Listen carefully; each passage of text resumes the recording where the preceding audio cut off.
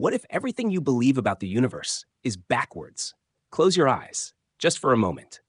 What if I told you the universe didn't begin with a big bang, at least not in the way you think? What if gravity is not a force pulling things together, but simply things falling into patterns they cannot escape? What if time is not moving forward at all, but something your mind is constructing moment by moment? And here's the most unsettling one. What if there is no soul inside you, no permanent you at all, only a process, a pattern, continuously changing? Now pause, because if even one of these is true, then everything changes. The way you see life, the way you understand suffering, even the way you fall asleep tonight. This is not just philosophy. This is where science and ancient insight collide. Relativity bends time. Quantum physics dissolves matter, and deep observation reveals the mind itself may be creating the world you experience. So here's the real question. If nothing is solid, if everything is changing, if even you are not fixed, then what is actually real? And more importantly, why do we still suffer in a universe that follows such precise laws? In this 21-part journey, we're going to explore something most people never dare to question. Not just the universe out there, but the universe inside your experience. Slowly, gently, deeply. This is not a video you just watch. It's something you drift into, something you feel, something that quietly changes how you see everything. So before we begin, if you're ready to explore reality in a completely different way, take 1 second, gently tap like, and subscribe to the channel. Not for me, but so you don't lose this kind of quiet, clear, deep content in a noisy world. Now, turn down the lights, let your body relax, and let's begin the journey. The universe doesn't begin where you think it does. Close your eyes for a moment. Not to fall asleep yet, just soften your attention. Let the noise of the day fade a little. Because tonight, we're not chasing answers, we're unlearning them. There is a question that has followed humanity for thousands of years. A quiet question, but also a dangerous one. Where did the universe begin? Science gives us a story, a powerful one. It tells us that everything began with a single event, a burst of energy, the Big Bang. From nothing into everything. Space unfolded, time started ticking, matter formed, stars ignited, and somehow after billions of years, you are here, listening, breathing, aware. It sounds complete, almost poetic, but if you stay with it just a little longer, a strange crack appears. What happened before the Big Bang? And suddenly, the story becomes silent, because before only makes sense if time already exists. And according to physics, time itself began with the Big Bang. So asking what came before is like asking what's north of the North Pole. The question collapses. Now here's where things begin to shift, not by rejecting science, but by looking at the question from another angle. Instead of asking what started everything, try asking what allows things to appear right now. It's a small change, but it opens a completely different door. Look at something simple, a glass of water beside you. Where did it come from? You could say from a bottle or from a tap. But go deeper. It came from clouds, from oceans, from evaporation, from sunlight, from gravity, from time. Remove any one of those conditions, the water disappears. So what caused the water? There is no single cause, only conditions. Now stretch that idea across the entire universe. What if the universe is not the result of one single beginning, but a continuous unfolding of conditions meeting other conditions? Not a straight line, but a web. In this way of seeing, nothing stands alone, nothing exists by itself. Everything arises because something else allows it to arise, and just as easily, it fades. This is not a theory about the past. It's a way of seeing the present, even your breath right now. It depends on air, on lungs, on blood, on a heart quietly beating, on a body you did not design. You don't control most of it, yet it happens. Now let's take a step into physics again, because something very interesting happens there. We often think gravity is a force, something pulling objects together. But modern physics suggests something more subtle. Mass bends space, and objects simply follow that curve. Nothing is being pulled in the way we imagine. Things just move, according to conditions. No controller, no central command, just a system unfolding. And suddenly, the universe feels less like a machine and more like a process. Now let's go even deeper, because here's a thought that might feel slightly unsettling. What if part of what you call reality is shaped by the way your mind interprets it? Think about a dream. While you're inside it, everything feels real. The people, the places, the emotions. But when you wake up, you realize it was constructed. Now here's the question. When you are awake, how much of your experience is direct reality and how much is interpretation? The brain doesn't just receive the world, it builds a version of it. From memory, from expectation, from past experience. That's why two people can look at the same event and live in completely different worlds. Now let's touch something even more sensitive, the idea of a self. Most of us feel like there is a center inside, a me, something stable, something that stays the same through time. But if you observe carefully, that sense of self keeps changing. The person you were as a child is not the same person now. Your thoughts change, your emotions shift, your body renews itself. So what exactly is constant? It begins to feel less like a solid entity and more like a flowing pattern, like a flame. If you light one candle from another, is it the same flame? Yes and no. There is continuity, but no fixed thing traveling between them. In the same way, life continues. Actions have consequences, patterns unfold, but there may not be a permanent someone at the center of it all. Now pause here, because this idea can feel strange at first, even uncomfortable, but it also opens something very quiet. If everything is a process, then nothing is truly stuck. Not your thoughts, not your fears, not even your identity. Everything is moving, and that includes suffering, because here's something we rarely question. The universe follows precise laws. Stars don't get anxious, planets don't feel regret, gravity doesn't hesitate, and yet the human mind suffers. Not because of the stars, not because of space, but because of how it reacts to experience. A single thought can disturb your entire night. A memory can pull you into the past. A worry can drag you into a future that hasn't happened. So while science tries to understand the laws of the universe, there is another question, quietly waiting. What are the laws of your experience? Because even if you understood every galaxy, every equation, every particle, you could still feel restless. But if you understand how experience is formed, how reactions arise, how the mind creates its world, something begins to soften, not because the universe changes, but because your relationship with it does. And maybe that's the real doorway. Not out there, among the stars, but here, in the way each moment appears and disappears. So tonight, as your body begins to relax, as your breath becomes softer, let this idea settle gently. The universe may not be a story that began once, long ago. It may be something that is happening right now, through conditions, through change, through endless unfolding, and you are not separate from it. You are part of the process, and if the process can change, then your experience can change. And that is where everything begins. In the next part, we'll explore something even deeper. If everything is just conditions and patterns, then what is karma, really? And how could something so invisible shape an entire universe? For now, just rest with the question, and let your mind drift a little further into stillness. Part 2. Karma is not what you think. It's the hidden architecture of reality. Let's begin with a misunderstanding, a very common one.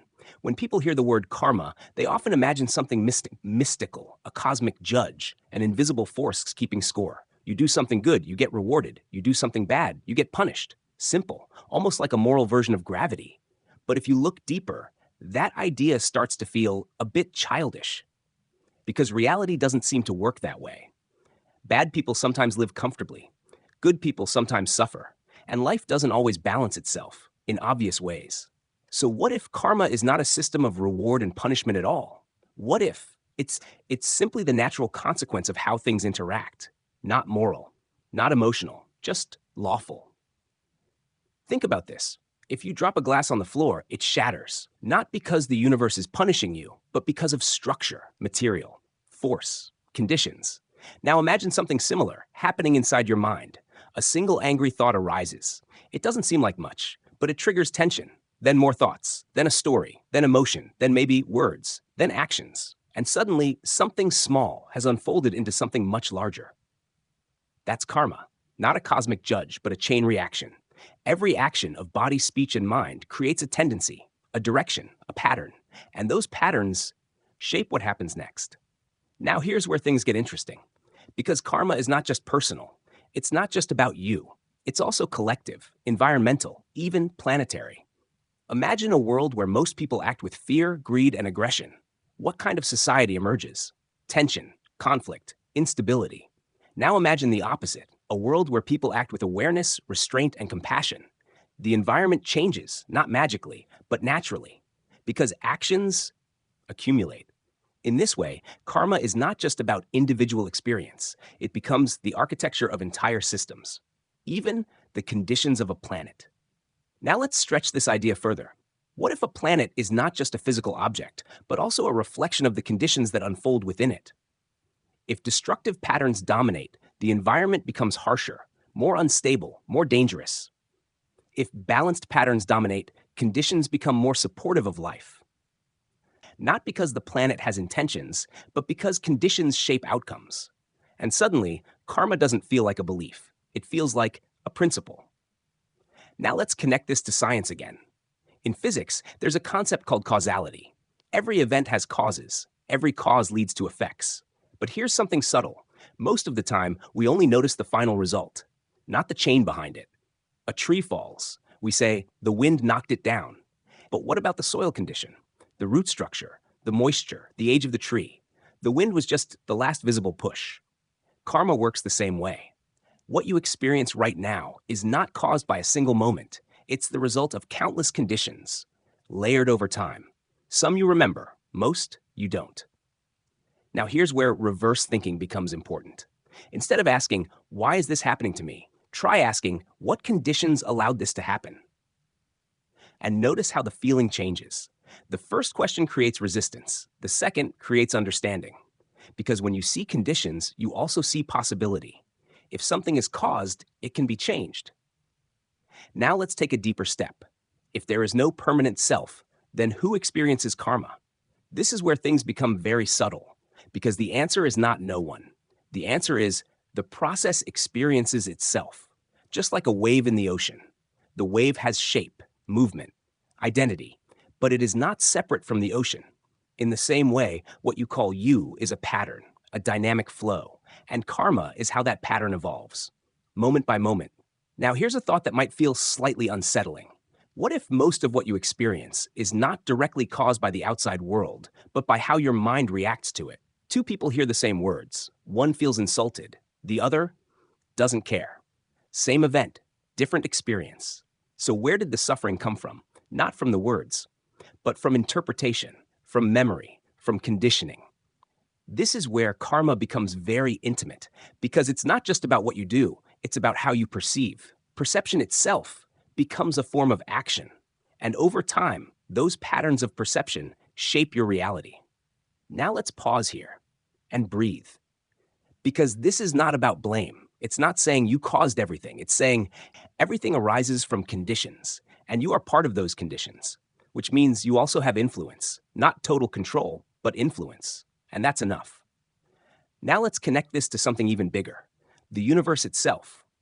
If everything arises from conditions, then the universe is not a fixed structure. It's an ongoing process of interaction. Stars form because conditions allow them. Planets emerge because conditions stabilize. Life appears because the environment supports it and disappears when it doesn't. No central planner, no fixed destiny, just unfolding. Now here's the key insight. Karma is not separate from this. It's the same principle, operating at the level of experience. So instead of thinking karma governs the universe, it might be more accurate to say the universe itself is karmic, a network of causes and effects, endlessly interacting. And you are one expression of that network. Not separate, not isolated, but deeply connected. Now let's return to something simple. Your breath. You don't force it, yet it continues. But if conditions change, if air disappears, if the body weakens, the breath changes and eventually stops. Not as punishment, not as failure, but as a natural result of conditions. In the same way, every experience you have is shaped by conditions, which means something very quiet, but very powerful. If you begin to change the conditions, even slightly, the entire pattern begins to shift, not instantly, not dramatically, but steadily, like turning the direction of a river 1 degree at a time. So tonight, as your mind becomes softer and your body begins to rest, let this idea settle gently. Karma is not watching you. It is not judging you. It is simply the way things unfold. And within that unfolding, there is space, space to observe, space to understand, space to change. Not the whole universe, but the way you experience it. And sometimes that is enough to change everything. In the next part, we'll explore something even more surprising. If everything is governed by conditions, then what role does consciousness play? Is the mind just another product of the universe, or is it quietly shaping reality itself? For now, just rest. Let the thoughts slow down and drift gently into sleep. Part 3. Consciousness is not inside the universe. The universe appears inside consciousness. Take a slow breath, and don't try to understand this part too quickly. Just listen. Let the ideas drift like clouds. So far, we've explored something unsettling, that the universe may not have a fixed beginning, that karma is not a system of reward, but a web of conditions unfolding. And now we arrive at a deeper question. What is consciousness? At first, it seems obvious. Consciousness is you, your thoughts, your awareness, your sense of being alive. But if you look closely, it becomes strangely difficult to define. Is consciousness produced by the brain, or is the brain appearing within consciousness? Science tends to take the first position. The brain creates the mind, neurons fire, signals move, and somehow awareness appears. But here's the quiet problem. No one has ever found where consciousness actually is. You can observe brain activity. You can measure electrical patterns. But you cannot point to a neuron and say, that is awareness. It's like trying to find the meaning of a song. By dissecting the speaker, you'll find wires, circuits, vibration, but not music. Now let's turn the perspective around. Instead of asking, how does the brain create consciousness? Ask, how does consciousness experience the brain? Because everything you know about the brain is something you perceive, a scan, an image, a concept, a thought. All of it appears in awareness. So here's the strange inversion. You have never experienced the universe outside of consciousness. Not once. Every star you've ever seen, every idea about space, every theory, every equation appears in the same place, your awareness. Now pause. Let that sink in. This doesn't mean the universe is imaginary. It means your access to it is always through experience, and experience is shaped by consciousness. Now let's connect this to something subtle. Earlier, we explored how perception shapes reality, how the mind interprets, constructs, filters. Now we go one step further. What if consciousness is not just interpreting reality, but participating in how reality appears? Think about a simple example. Color. The world doesn't contain red or blue as experiences. It contains wavelengths, frequencies. Color exists because your mind translates those frequencies. Without that translation, there is no color. So where does color exist? Not in the object, not in space, but in consciousness. Now extend that idea. Sound, taste, touch, emotion, meaning, all of them require consciousness. Without it, the universe may still exist, but not as a lived experience. Now here's where things become even more interesting. In certain states of deep meditation or intense mental absorption, people report something unusual. The boundary between self and world begins to dissolve. There is no longer a clear separation between observer and observed, just experience happening. This aligns with a radical idea that consciousness is not a thing inside a body, but a field of knowing in which the body itself appears, like a wave appearing in the ocean, not separate from it. Now let's bring this back to science again. In quantum physics, there's a strange observation. At very small scales, the act of observation affects the outcome. Particles behave differently when measured. Now, this doesn't mean the mind creates reality in a magical sense, but it suggests something subtle. Observation is not completely separate from what is observed. There is interaction, and that's enough to make us pause, because it echoes something very old, that the division between subject and object may not be as solid as we think. Now let's connect this to your experience. Right now, you are listening. There is sound. There is awareness of sound. But can you actually separate the two? Without awareness, there is no heard sound. Without sound, there is no hearing. They arise together, interdependent, just like everything else we've explored. Now, here's the deeper insight. If consciousness and experience are inseparable, then what you call reality is always a relationship, not a fixed thing, a relationship between conditions and awareness. Now let's bring this back to suffering, because this is where it becomes practical. If experience is constructed, if perception shapes reality, if consciousness participates in what appears, then your suffering is not just caused by the world, it is shaped by how the mind meets the world. And that means something very quiet, but very powerful. The way you relate to experience matters, not in a moral sense, but in a structural sense. Change the relationship, and the experience changes, even if the external situation stays the same. Two people sit in silence. One feels peace, the other feels loneliness. Same condition, different consciousness, different world. Now pause here and breathe, because this is not about controlling your mind.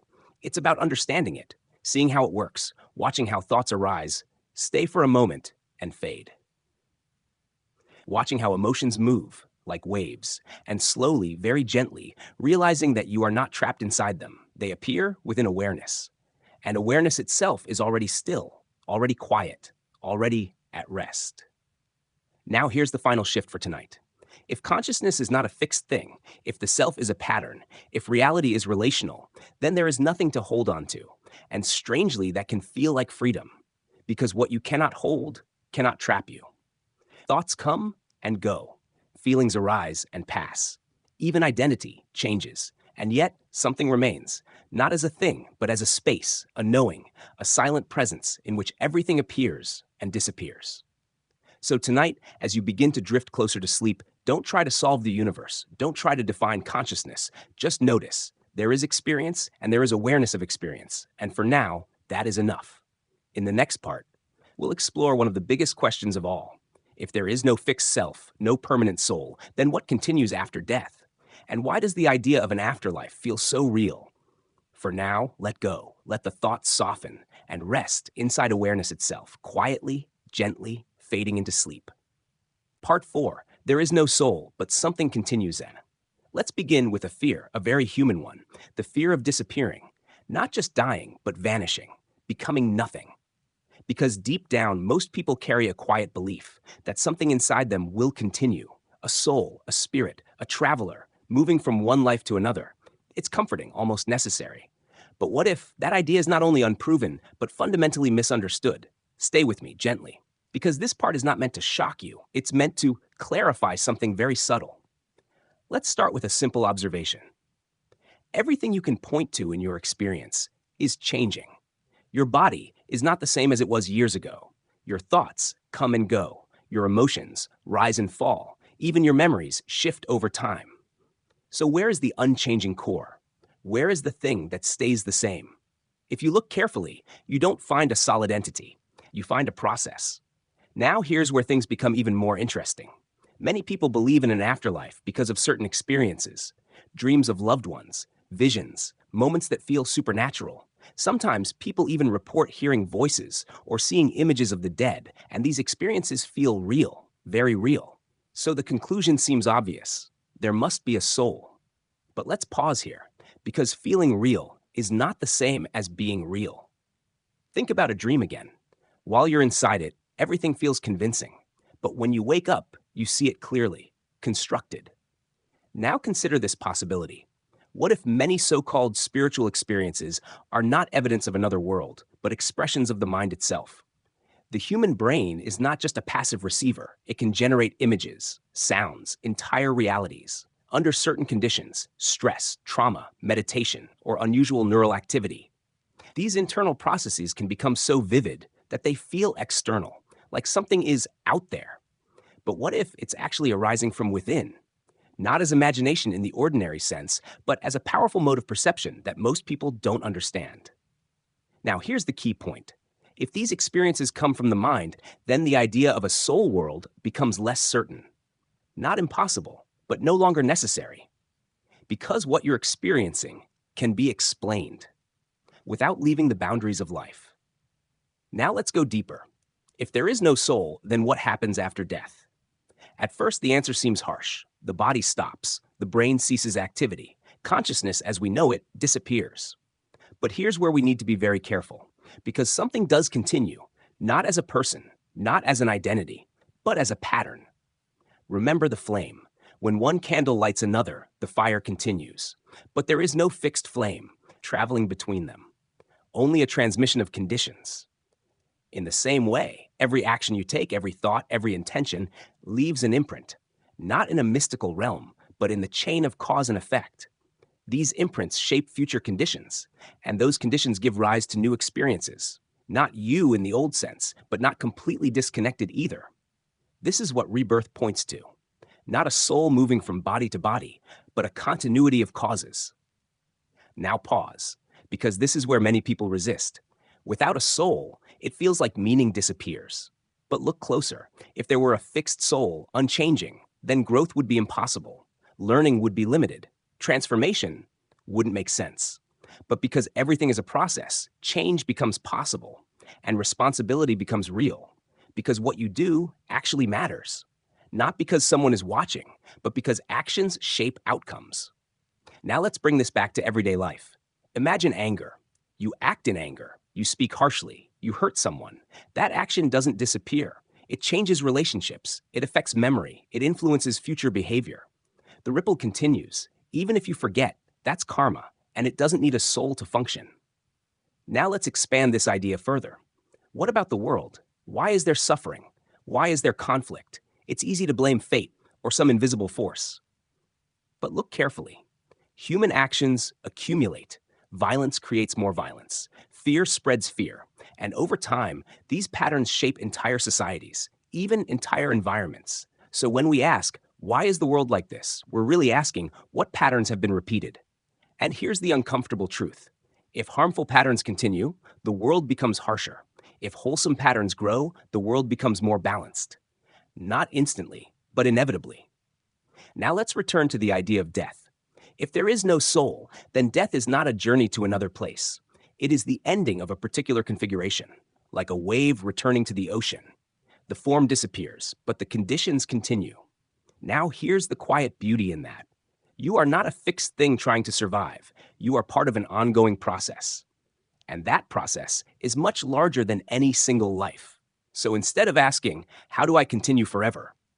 A different question appears. What am I contributing right now? Because that is what continues. Not your name, not your identity, but your actions, your influence, your patterns. Now take a breath and feel how this changes something inside. Less fear of losing a self, more awareness of how each moment matters. Now let's return to something simple. Your thoughts, right now. They arise, stay briefly, disappear, and yet you don't panic when a thought disappears. Because you understand that thoughts are not permanent. Now imagine seeing your entire identity in the same way, not as something that must be preserved, but as something that naturally changes. And suddenly, death becomes less mysterious. Not easy, but understandable. A continuation of a process that has always been changing. Now here's the final reflection for tonight. If there is no soul to protect, no fixed self to defend, then what is left? Awareness, experience, and the freedom to shape the conditions of your life through understanding, through intention, through action. So as you begin to drift closer to sleep, let this idea rest softly in your mind. You are not a permanent entity moving through a fixed universe. You are part of a living process where everything arises and fades, and within that process, every moment still matters.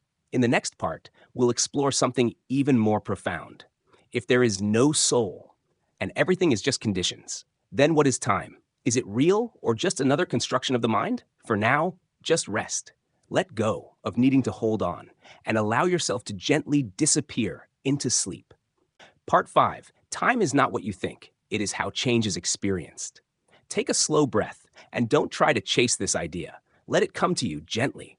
We've explored something unusual, that the universe may not have a clear beginning, that karma is not punishment, but unfolding, that there is no fixed soul, only patterns continuing. And now we arrive at something even more familiar, so familiar we almost never question it. Time. You feel it every day. Morning becomes evening. Thoughts become memories. Moments become the past. It seems obvious. Time moves forward, always forward. But pause for a moment. Does time actually move? Or do things change, and we call that change time? Look closely. A clock doesn't create time. It measures movement. The hands rotate, the numbers shift, and from that movement, we infer time. Now imagine everything stopped. No motion, no change, no thought, no heartbeat, no light shifting. Would time still exist, or would it disappear? completely. This is where things begin to soften, because what we call time may not be a thing, but a way of perceiving change.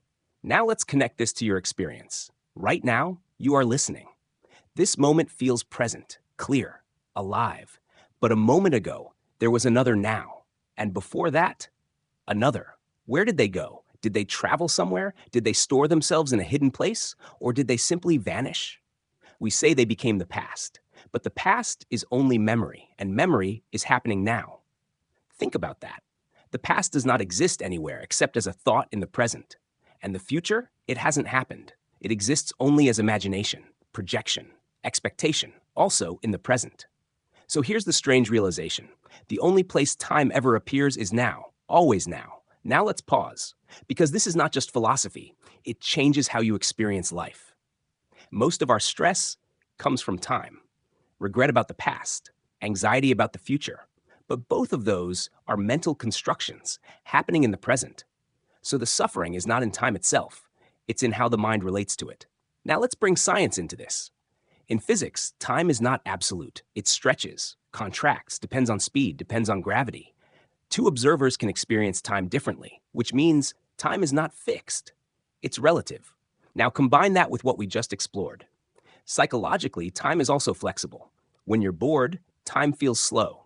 When you're engaged, it feels fast. So even your experience of time is constructed. Now here's where we go deeper.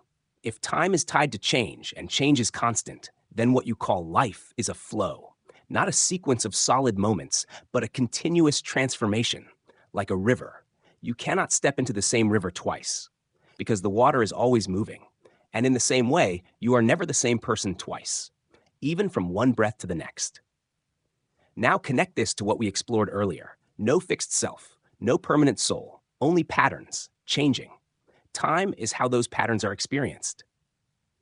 Now here's a subtle but powerful shift. Instead of thinking, I am moving through time, try seeing, time is how change appears within experience. And suddenly, the pressure softens, because there is no timeline you need to control. There is only this moment unfolding.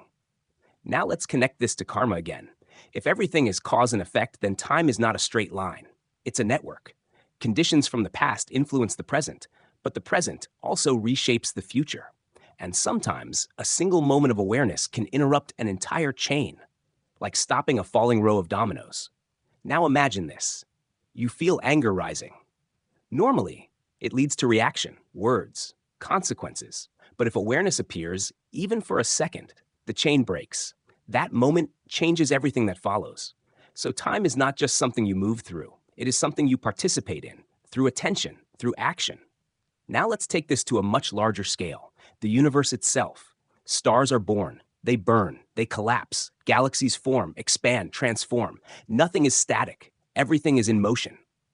So asking for a fixed beginning or a final end may not make sense, because the universe is not a story with a start and finish. It is a continuous unfolding, without a clear edge. Now here's a deeper reflection. If everything is always changing, then what are you holding on to? A memory? It's already gone. A future? It hasn't arrived. A self? It keeps shifting. So what is stable? Look closely. There is something, not a thing, but a quality, awareness, the knowing of experience. It doesn't move like objects. It doesn't age like the body. It simply knows, moment after moment. And within that knowing, time appears, change appears, life appears. Now let's bring this back to something very human.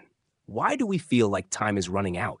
Because we identify with what changes, the body, the roles, the story. And when those begin to shift, we feel loss. But if you shift attention slightly from what changes to the awareness that knows the change, something becomes very still, very quiet, not outside time, but not trapped by it either. Now pause and take a slow breath. Feel the simplicity of this moment. No past to fix, no future to chase, just this. And within this, everything is already happening. Now here's the final insight for tonight. Time is not your enemy. It is not something taking life away from you. It is simply the way life unfolds, moment by moment. And within each moment, there is space. Space to react or not react. Space to continue old patterns or gently change them. And sometimes that small shift is enough to change an entire lifetime. In the next part, we'll explore something even deeper. If time is not fixed and the self is not fixed, then what is the universe really made of? Is it matter, energy, or something even more subtle? For now, let your thoughts slow down. Let the sense of time fade and drift softly into sleep. Part 6. The universe is not made of things, it is made of conditions.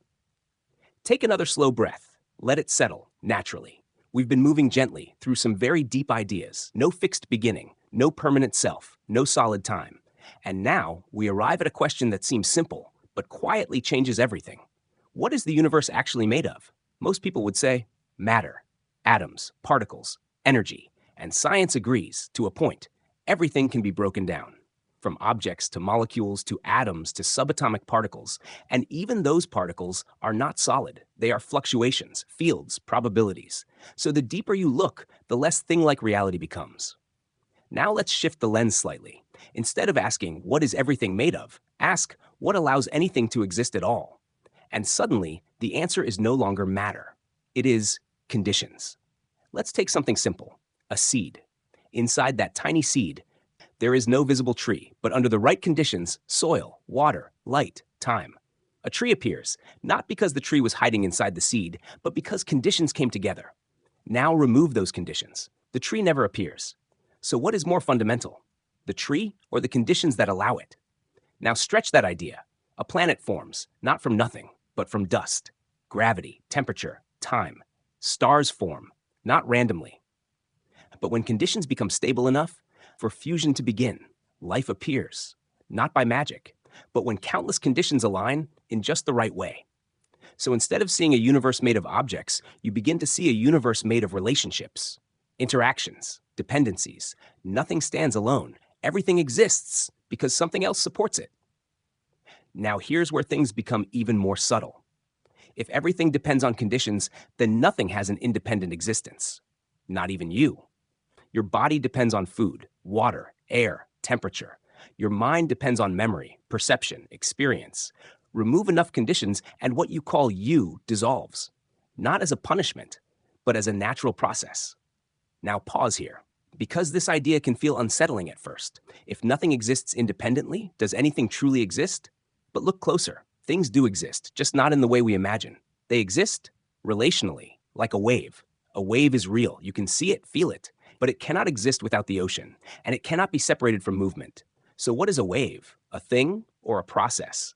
Now apply that to everything. A tree, a body, a thought, a planet. All of them are processes, temporary configurations of conditions. Now let's connect this to something even deeper. Why do we feel things are solid? Because perception simplifies reality. Your senses create stability, continuity, form.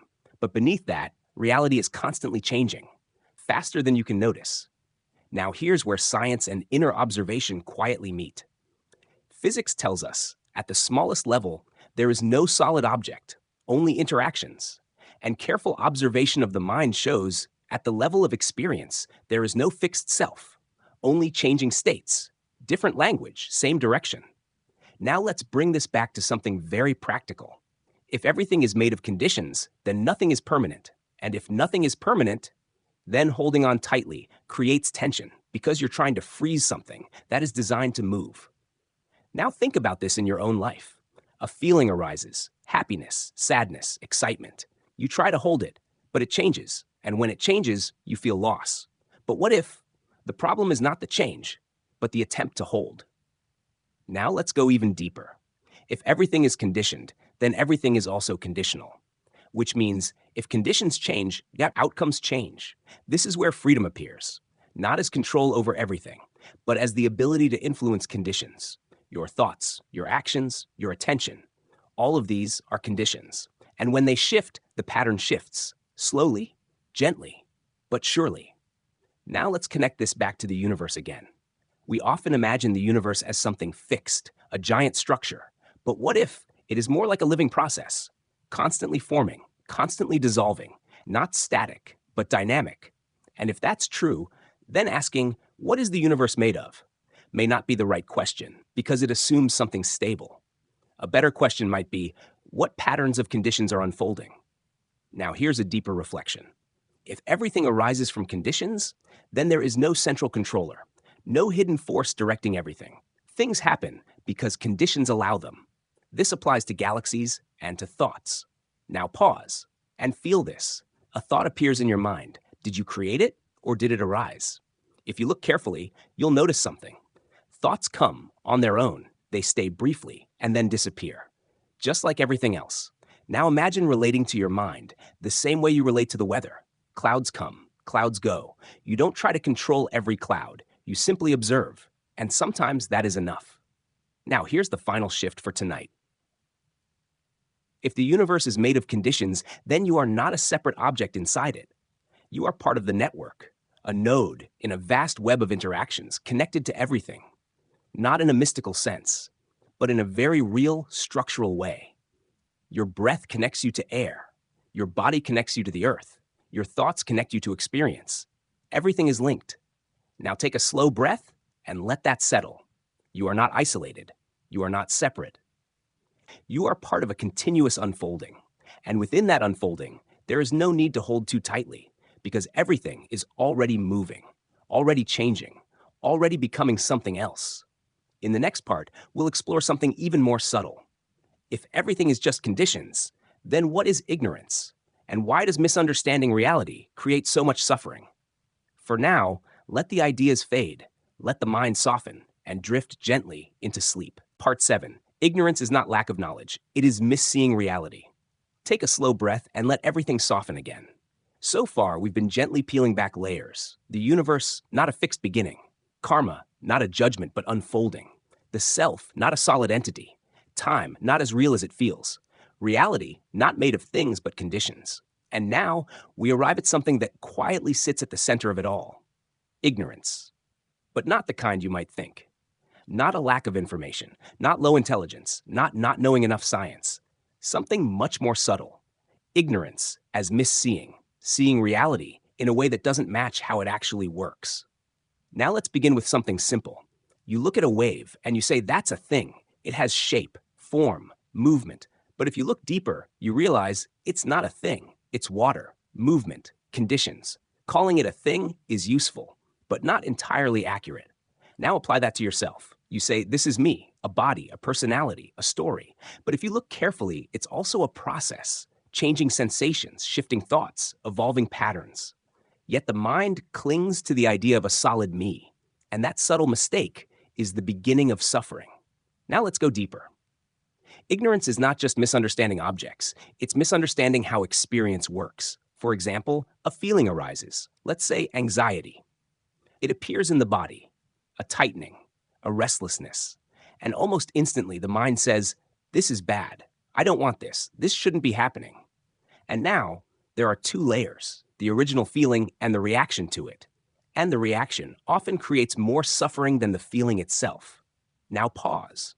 What if the problem is not the feeling, but the way it is perceived? This is ignorance in action, not seeing clearly. Now let's connect this to something even deeper. We tend to believe that the world is stable, predictable, solid. We assume things will last, people will stay, situations will remain. But reality is constantly changing. And when change happens, we resist. We feel loss, fear, uncertainty. Not because change is wrong, but because we expected permanence. That expectation is ignorance. Now here's another layer. We believe that happiness comes from getting what we want. So we chase. More success, more security, more control. And sometimes we get it, but the satisfaction doesn't last. So we chase again and again. This cycle is not random. It comes from a misunderstanding, believing that something impermanent can give permanent satisfaction. Now let's take a quiet step into the mind itself. Thoughts arise, and we believe them, instantly, automatically. A thought says, I'm not enough, this will go wrong, I need to fix everything. And without questioning, we follow it. But what if a thought is just a mental event? Not truth, not command, just something that appears and disappears. Seeing this clearly is the beginning of wisdom. Now let's connect this to the structure of reality. If everything arises from conditions, then nothing exists independently. But ignorance makes us see things as separate, me versus the world, self versus others, inside versus outside. And from that separation, conflict begins, defensiveness, fear, comparison. But if you look closely, you are not separate from conditions. You are part of them. Your breath depends on air. Your thoughts depend on experience. Your life depends on countless interactions. So where is the boundary? It's not as clear as it seems. Now here's a very subtle point. Ignorance is not something you can simply remove by thinking harder. It is not solved by collecting more ideas. Because ignorance operates at the level of perception, not just thought. It's how you see, not what you know. Now imagine wearing colored glasses your whole life. Everything appears tinted, and you believe that's just how the world is. Until one day you take them off, and suddenly everything looks different. That shift is not about new information, it's about seeing clearly. Now let's bring this back to something very real: suffering. Why does it feel so persistent? Because ignorance keeps recreating it. Misunderstanding leads to reaction. Reaction creates patterns. Patterns reinforce misunderstanding. A loop.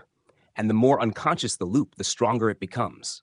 Now pause and take a breath, because here's the quiet turning point. If suffering comes from misseeing, then clarity changes everything. Not instantly, but gradually, like adjusting your eyes to the dark. At first, nothing is clear. Then shapes appear, then details. And eventually, you see what was always there. Now here's the most important insight for tonight. Ignorance is not your enemy. It's just a habit, a way the mind has learned to interpret reality. And habits can change, gently, patiently, through observation, not force, not judgment, just seeing. Now let's return to something simple: your breath. It comes in, it goes out. No effort, no control, just happening. Now notice there is awareness of the breath. And that awareness is already clear. It doesn't need to be fixed. It doesn't need to become anything. It simply knows. And in that knowing, there is no confusion, no struggle, just presence. Now imagine living more and more from that clarity, seeing thoughts as thoughts, feelings as feelings, change as natural, and suddenly life becomes lighter, not because problems disappear, but because you no longer add unnecessary resistance. Now take a slow breath and let everything settle. You don't need to solve ignorance tonight. You don't need to become perfectly clear. Just begin to notice where the mind assumes, where it clings, where it resists, and gently let those patterns soften. In the next part, we'll explore something even more practical. If ignorance creates suffering, then what does true understanding look like in everyday life? Not in theory, but in how you live, think, and respond. For now, just rest. Let the mind become quiet and drift softly into sleep. Part 8. Understanding is not belief. It is how you live moment by moment. Take a slow breath and let it out gently. So far, we've explored many layers. The universe as unfolding conditions, karma as cause and effect, no fixed self, no solid time, ignorance as misseeing. And now, a very simple question appears. If all of this is true, what does it actually change? Because understanding something intellectually doesn't always change how you live. You can understand gravity and still fall. You can understand stress and still feel overwhelmed. So what is real understanding? Not belief, not agreement, not repeating ideas, but something quieter, a shift in how you experience each moment. Let's begin with something simple. You feel irritation. Maybe someone said something. Maybe something didn't go your way, and the reaction appears: tension, judgment, resistance. Now, usually, this happens automatically. You don't notice the beginning. You only feel the result. But what if, in that moment, you pause, just slightly, and instead of reacting, you observe? This is irritation, not my anger, not this is wrong, just noticing. Something changes. The feeling is still there, but the chain is interrupted. And that small interruption is understanding in action, not theory, not philosophy, but direct seeing. Now let's go deeper. Earlier, we explored that everything arises from conditions. So when a reaction appears, it is not random. It comes from memory, habit, past experience. So instead of blaming yourself or blaming others, you begin to see the process. This is a pattern, and when you see a pattern clearly, you are no longer completely inside it. There is space, and in that space, choice appears. Not always immediately, but gradually. Now let's connect this to something very real. Conflict. Someone criticizes you. The mind reacts. Defensiveness. Hurt. But if awareness is present, you might notice something subtle. The words are just sounds. The meaning is interpreted. The reaction is conditioned. And suddenly, there is a gap. And in that gap, you don't have to react the same way. Now, this doesn't mean becoming passive or suppressing emotion. It means responding with clarity, not from habit. Now, let's take this further. What about fear? Fear of the future. Something might go wrong, something might fail. And the body reacts. Tension, restlessness. But if you look closely, the future doesn't exist yet. It is being imagined, right now. So the fear is not coming from reality. It is coming from thought. And when you see that clearly, the intensity begins to soften. Not because the situation changes, but because your relationship to it changes. Now let's connect this to the idea of no soul. If there is no fixed self to protect, then what are you defending? An image, a story, a collection of memories. And when that image is challenged, the mind reacts. But if you see that the self is a process, not a solid thing, then the need to defend begins to relax. Now this doesn't make you weak. It makes you flexible, able to adapt, able to respond without being trapped by identity. Now let's bring this to something even deeper. Ethics, not as rules, not as commandments, but as natural consequences. If you act with anger, the result is tension, conflict, separation. If you act with clarity, the result is stability, connection, ease, not because someone rewards you, but because that is how conditions unfold. So ethical living is not about being good. It is about understanding cause and effect deeply. Now let's connect this to the world. Why is there suffering? Why is there conflict? Because patterns are repeated. Fear creates fear. Violence creates violence. And without awareness, these patterns continue.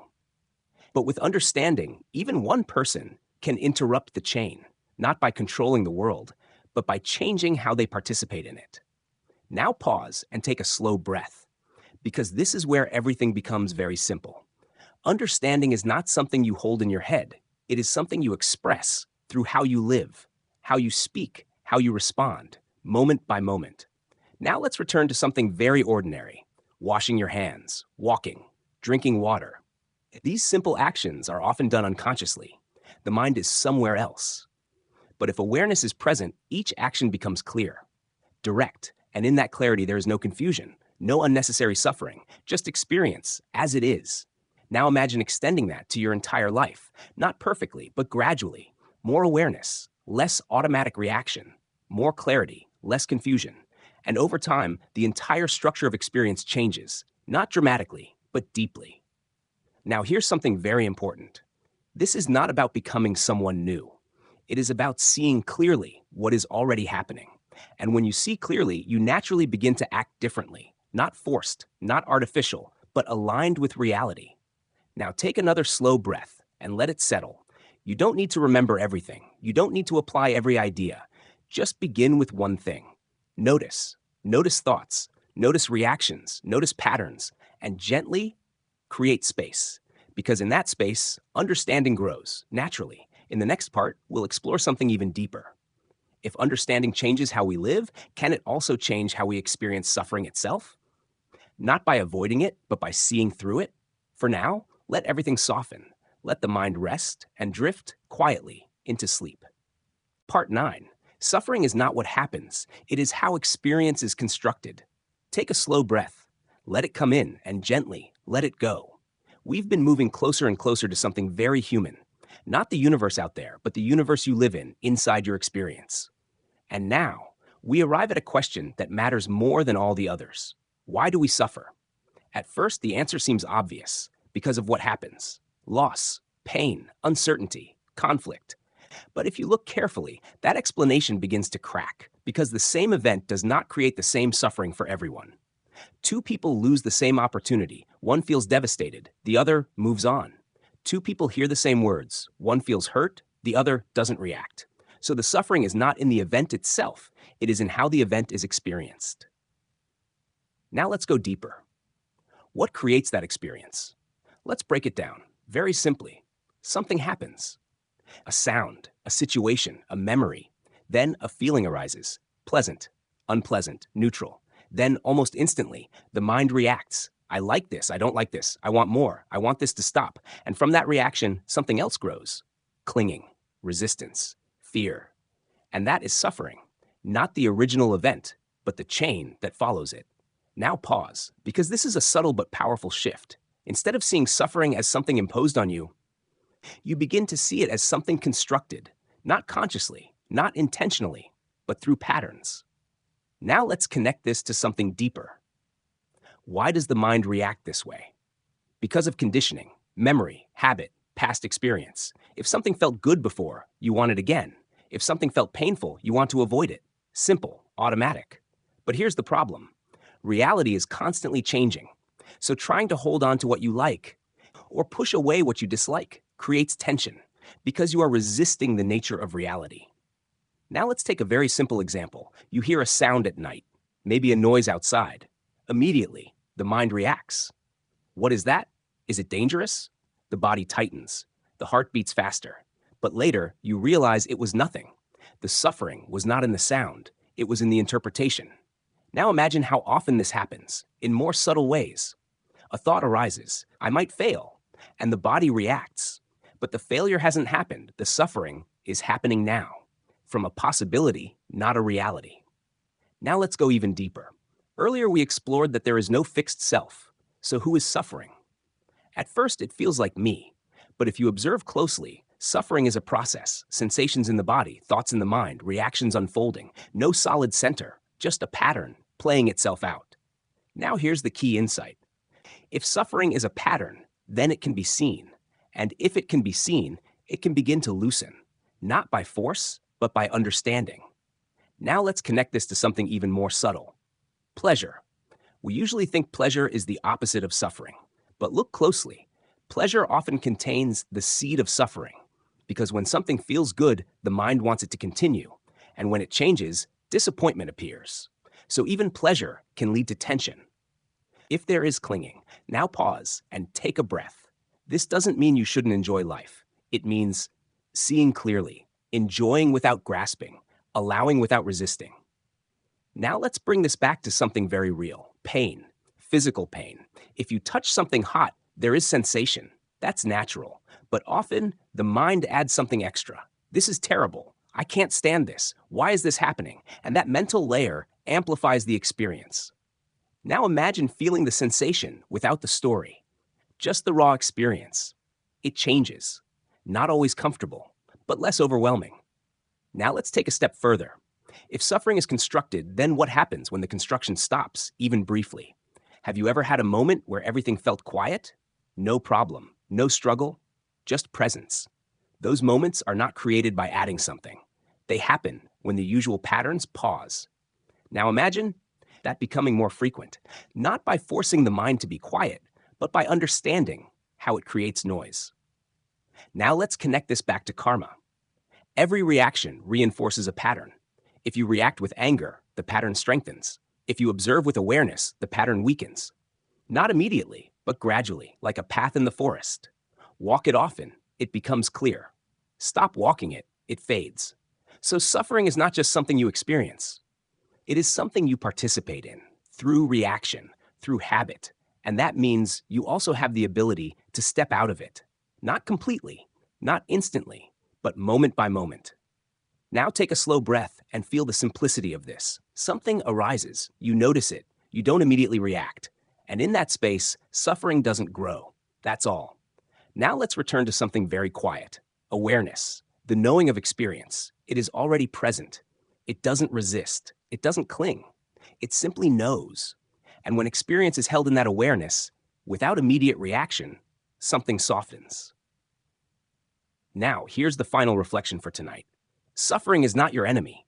It is a signal, a sign that something is being held too tightly or resisted. And when you see that clearly, the grip loosens, not by effort, but by understanding. In the next part, we'll explore something even more profound. If suffering can be understood, is it possible to go beyond it completely? Not by escaping life, but by seeing reality so clearly that suffering no longer takes hold? For now, let everything settle. Let the mind become quiet and drift softly into sleep. Part 10, freedom is not escape. It is the end of the chain. Take a slow breath. Let it settle without effort.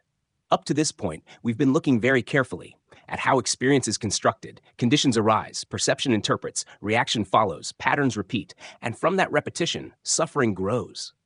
Not because life is designed to hurt you, but because the chain keeps continuing. So now a deeper question appears. Is it possible to end that chain? Not temporarily, not by distraction, but fundamentally. This is where the idea of freedom begins to change. Most people think freedom means doing whatever you want, feeling good all the time, avoiding pain. But if you look closely, that kind of freedom never lasts because what you want keeps changing.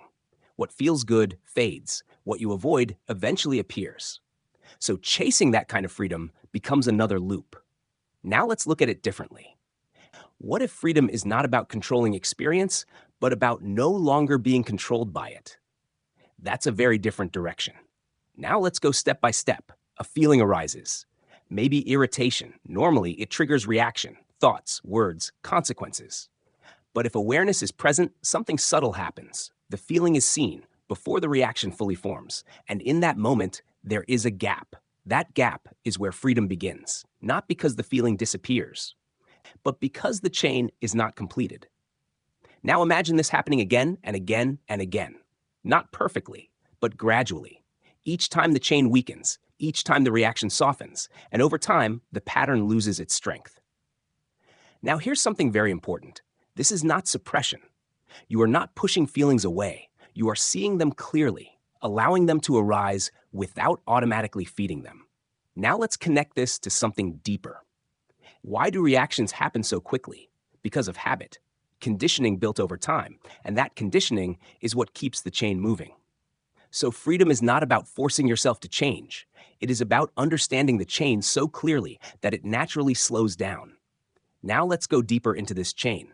Something is experienced, then comes feeling, then comes craving or resistance, then comes action.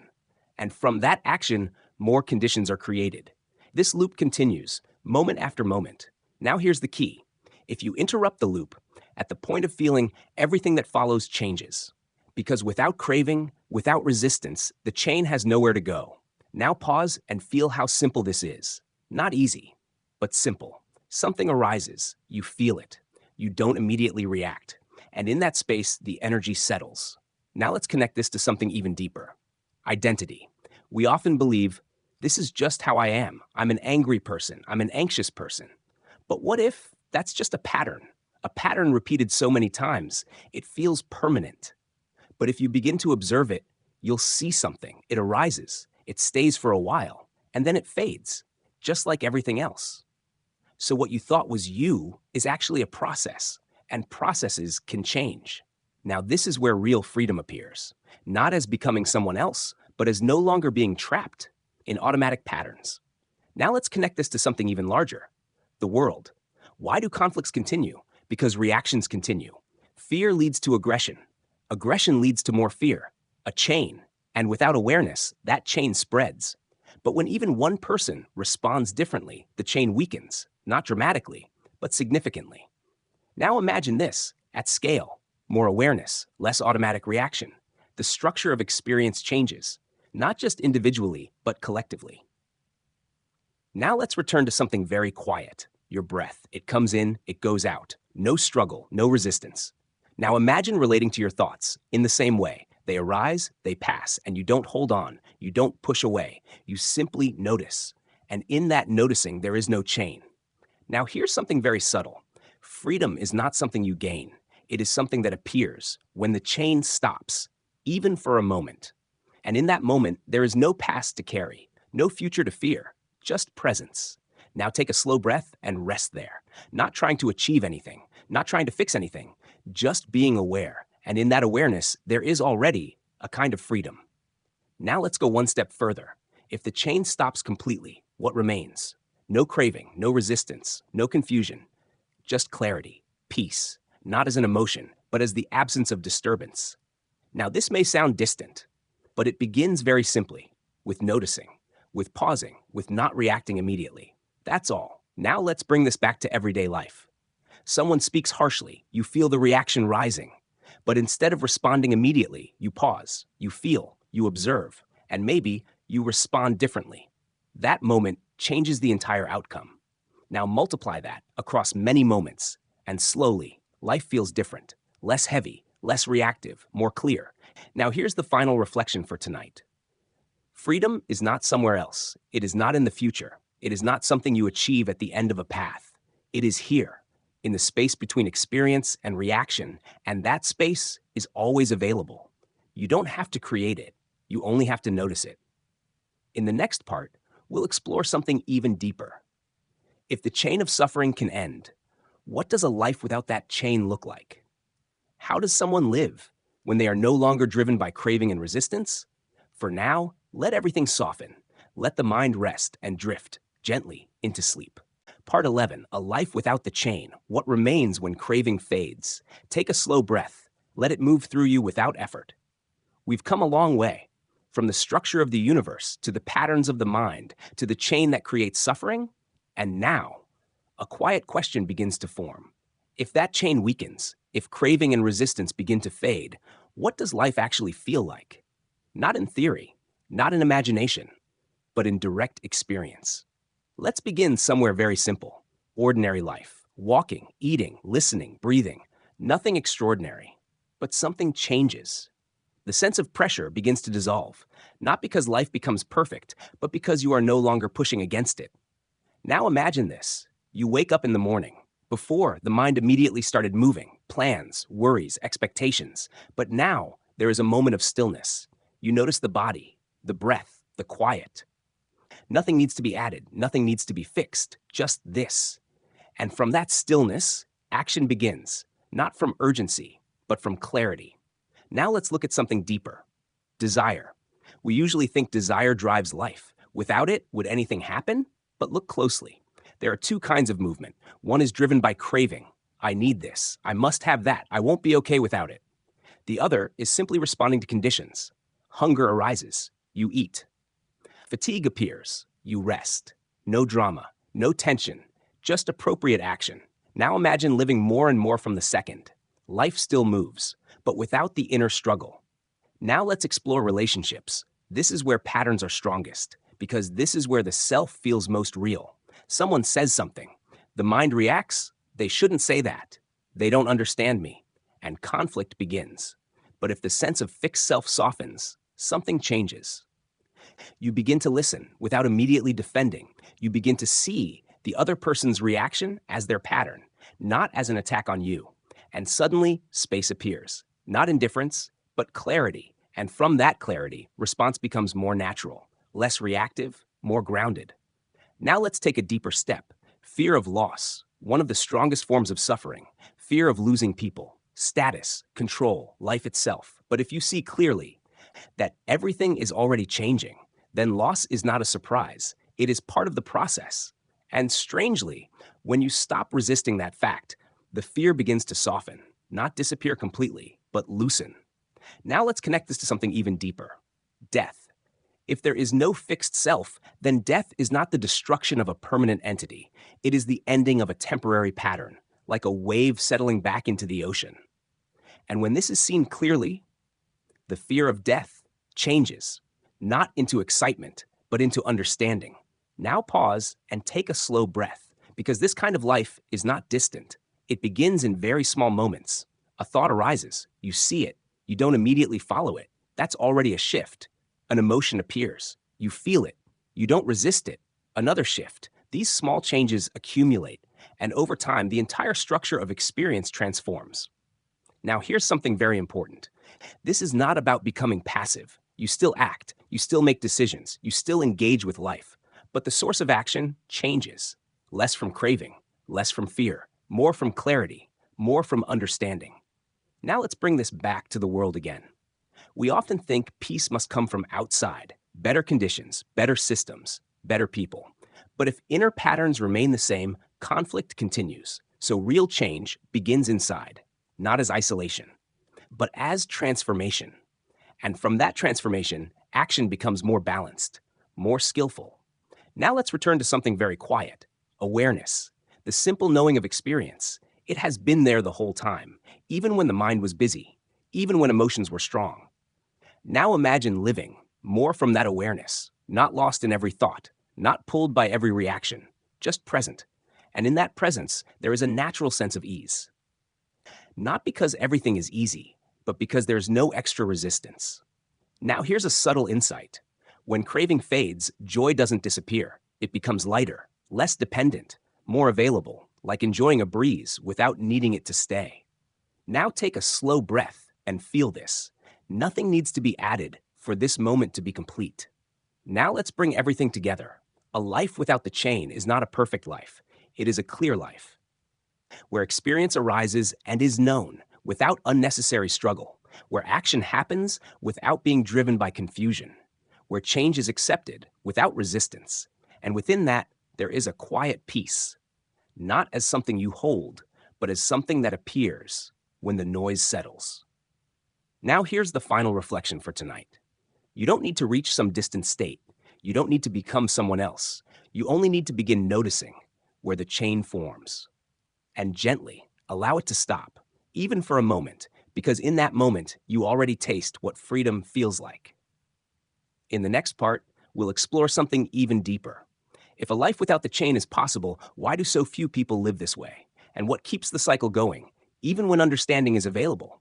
For now, let everything soften, let the mind rest, and drift quietly into sleep. Part 12, Why the Cycle Continues, Even When the Truth is Simple. Take a slow breath, let it settle without effort. By now, something may feel very clear. The chain of suffering can be seen, it can be interrupted, it can even fade. And yet, look around. The world is still restless. People still struggle, still repeat the same patterns, still suffer in very familiar ways. So a quiet question appears. If the truth is simple, why is it so hard to live it? Let's begin with something very honest. Because the mind doesn't like uncertainty. It wants something solid, something to hold, something to believe in, a fixed self, a permanent identity, a lasting meaning. Even if those things don't truly exist, the idea of them feels safe. Now here's the paradox. The very things that feel safe are the things that create suffering, because they don't match reality. And when reality changes, the mind resists. Now let's go deeper. Habit. This is one of the strongest forces shaping experience. From a young age, patterns are formed. How to react, how to think, how to interpret the world. And these patterns repeat, not because they are true, but because they are familiar. Now imagine walking the same path every day. It becomes clear, easy, automatic. But a new path feels uncertain, uncomfortable. Even if it leads somewhere better, the mind prefers the familiar path, even if it leads to suffering. Now let's connect this to something even more subtle. Belief. People don't just hold beliefs, they are held by them. Beliefs about the self, the world, life after death. And when those beliefs are challenged, the mind reacts, not because the belief is true, but because it feels like identity. Now pause and feel this. If you believe you are a fixed self, then the idea of no self feels threatening. If you believe in a permanent soul, then the idea of impermanence feels uncomfortable. So the mind resists, not because the idea is wrong, but because it disrupts the familiar structure. Now let's go deeper again. Desire, not just for pleasure, but for certainty. We want to know. We want clear answers. What happens after death? What is the beginning of the universe? What is ultimately real? And when answers are unclear, the mind becomes restless, so it creates explanations, sometimes imaginative, sometimes comforting, but not always accurate. Now here's the subtle point. The mind would rather believe something comforting than remain in uncertainty, even if that belief leads to confusion. Now let's connect this to everyday life. You feel uncomfortable. Instead of observing the discomfort, the mind seeks distraction, scrolling, talking, thinking, anything to avoid just being with what is, and in doing so, the pattern continues. Now let's take this further. Ignorance is not just misunderstanding. It is also avoidance. Avoiding what is uncomfortable, avoiding what is uncertain. And as long as avoidance continues, clarity cannot deepen. Now pause and take a slow breath, because this is not about blaming yourself. These patterns are natural. They are part of how the mind has learned to survive. But survival is not the same as understanding. Now here's where something shifts. The moment you begin to observe, without immediately reacting, the pattern weakens, even slightly, and that slight weakening is enough. Now let's connect this to something even bigger. Society. Entire cultures are built on shared beliefs, ideas about identity, about success, about meaning, and those ideas are repeated, generation after generation. So even if an individual begins to see clearly, they are surrounded by patterns that reinforce confusion. This makes the path subtle. not because it is complicated, but because it goes against habit. Now let's return to something very simple: awareness. It is always present, even when the mind is confused, even when patterns are strong. And the moment awareness sees clearly, even briefly, something changes, not dramatically, but deeply. Now here's the key insight. The truth is simple, but the mind is complex. So the difficulty is not in the truth, it is in the layers that cover it. Layers of habit, belief, fear, desire. And these layers take time to soften. Now let's bring this back to your experience. A thought arises. Instead of following it immediately, you notice it. Just that. That's already a shift. An emotion appears. Instead of resisting, you allow it. Another shift. These small moments are how the cycle begins to loosen. Not by force, but by understanding. Now take a slow breath and feel this. You don't need to remove every habit. You don't need to eliminate every belief. You only need to begin seeing what is actually happening, moment by moment. And that seeing is already the beginning of freedom. Now here's the final reflection for tonight. The cycle continues, not because truth is hidden, but because the mind is used to looking elsewhere, in the past, in the future, in ideas. But the moment you look right here at experience itself, clarity begins. In the next part, we'll explore something even deeper. If the truth is already here, why do we keep searching for it somewhere else? For now, let everything soften. Let the need to understand fade and drift gently into sleep. Part 13. The search is the trap. What you're looking for is already here. Take a slow breath. Let it arrive without effort. Up to this point, we've been gently uncovering something, not by adding new ideas, but by seeing through the old ones. And now we arrive at a very subtle turning point, the search itself. Because if you listen carefully, there is a quiet movement inside, a sense that something is missing, something not yet understood, something not yet reached. And from that feeling, a search begins for answers, for truth, for peace. And at first, that search feels necessary, even noble. But here's the strange part. What if the search itself is part of the problem? Stay with this, gently, because this is not about giving up curiosity. It's about seeing something deeper. Let's begin with something simple. You feel restless, not a clear problem, just unease. And the mind begins to move. What do I need? What's missing? How do I fix this? And then the search begins. More information, more understanding, more solutions. But notice something. Even when you find an answer, the restlessness often returns, maybe in a different form, but still there. So what's happening? The mind assumes there is something missing. But what if that assumption is never questioned? Now let's go deeper. The search is based on a belief that fulfillment exists somewhere else, in the future, in knowledge, in achievement. But if you look carefully, all of those are thoughts appearing now. So the search is always pointing away from the present. Now pause, because this is very subtle. The mind is constantly moving towards something, even when that something is just an idea, and that movement creates tension, a sense of not being complete. Now imagine this. For a moment, you stop searching, not because you found everything, but because you stop assuming something is missing. Just for a moment, what remains? There is still awareness. There is still experience. There is still this moment. And strangely, it is not lacking. Now let's connect this to something deeper. Earlier, we explored that there is no fixed self, but the search often assumes there is one, a me that needs to improve, a me that needs to find something. And as long as that assumption is there, the search continues, because the me never feels complete. Now here's the subtle insight. If the self is a process, then who is searching? Just another movement, a pattern of thought. Now let's bring this back to everyday experience. You sit quietly. For a moment, there is stillness. Then a thought appears. I should be doing something. And immediately, the search begins again. For productivity, for meaning, for direction.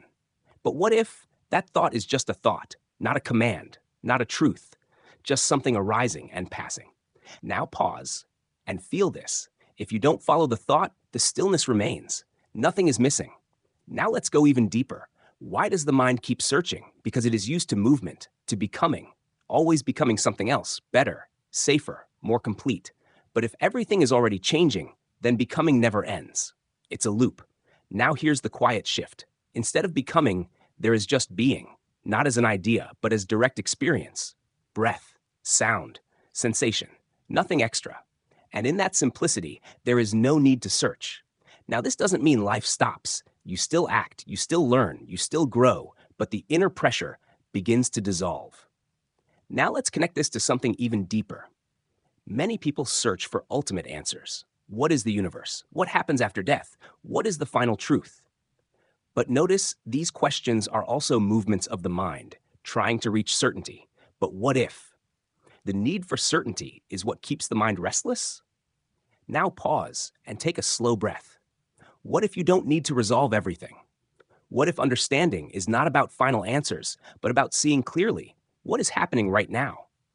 Now let's return to something very simple. You are listening. There is sound. There is awareness of sound. Nothing missing, nothing extra needed. Now imagine staying with that simplicity, not chasing meaning, not adding interpretation, just experiencing. And in that, there is a quiet completeness. Now here's the key insight for tonight. The search is endless because it is based on the idea of lack. But when that idea is seen, the search relaxes, not by force, but naturally. Now take a slow breath and feel this.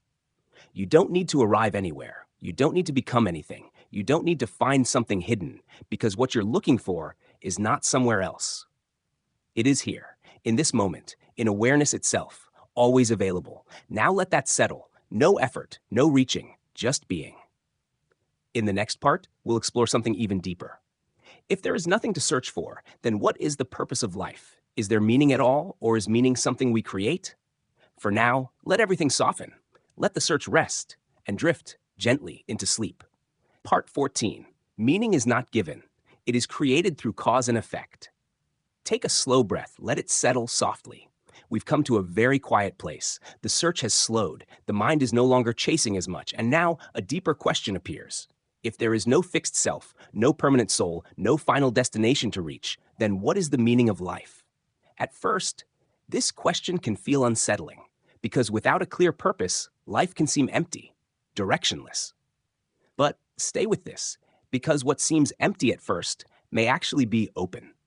Let's begin by looking at how we usually define meaning.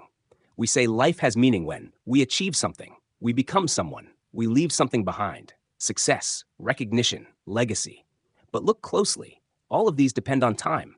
They depend on the future, on what remains, on what continues. But earlier, we saw something very different. Nothing is fixed. Nothing remains unchanged. Everything is in process. So if meaning depends on something permanent, then it will always feel unstable. Now let's turn the question around. Instead of asking, what is the meaning of life? Ask, what gives rise to meaning in experience? And suddenly, the answer shifts. Meaning is not something hidden in the universe. It is something created through actions, through intentions, through conditions. Now let's make this very simple. You help someone. There is a feeling, warmth, connection. That feeling is not coming from the universe as a whole. It arises from the interaction, from the conditions. So meaning is not a fixed property. It is an experience that arises under certain conditions. Now pause. This changes everything, because if meaning is created, then it is not something you need to find.